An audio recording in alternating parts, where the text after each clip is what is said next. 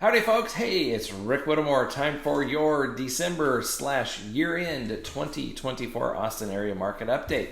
Let's dig right on into the numbers. Number of homes sold. So the good news for December, you can see we only had 2 years that beat out this December, and those were kind of COVID years. So nice things that we're seeing is the market is starting to come back to where we would like it to be, or getting a little bit closer. Still has a little ways to go. Total number of listings. We are still at a record number of listings for the last 5 years, so still lots of listings on the market.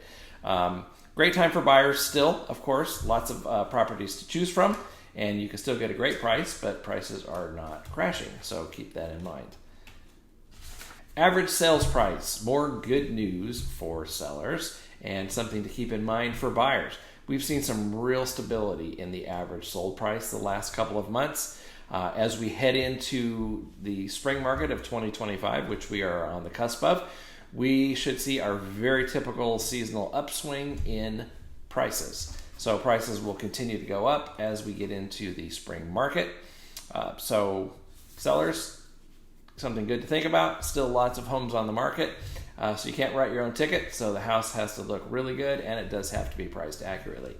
And lastly, let's touch on interest rates, and we'll talk a little bit about where 2025 is going. So I want to show you a little bit of a different graph here this time on interest rates. So this is interest rates from 1980. So you can see 1980 interest rates were really high, just under 20%. As we get into this year, we're still sitting in the sevens. So really the last 2 years we've been solidly in the high sixes and low 7% interest rates. As you can see, we had a period of time from basically 2008 to post-COVID years to about 2022.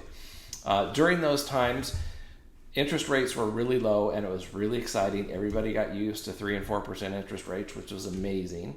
But one of the reasons why that happened is in 2008, you had the mortgage meltdown.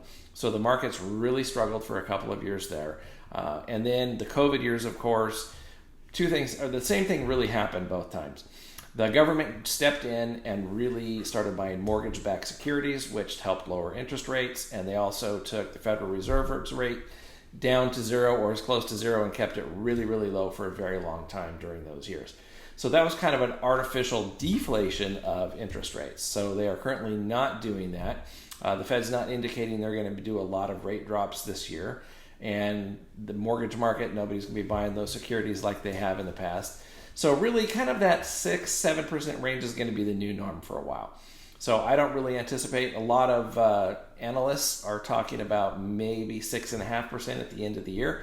But everybody's kind of saying, the kind of interest rates are what they are. So I would definitely keep that in mind as you are making your plans for real estate. Price-wise, again, I think we're going to see this really steady year. It's not going to be a barn burner this year. We may end the year up 2-3% year over year on an increase, which is not bad. The last couple of years have been a little rough. I think we're definitely in a really solid recovery year this year. So if you have any specific questions about your neighborhood, you want me to dig in deeper into something, feel free to reach out. I would love to chat with you. Thanks.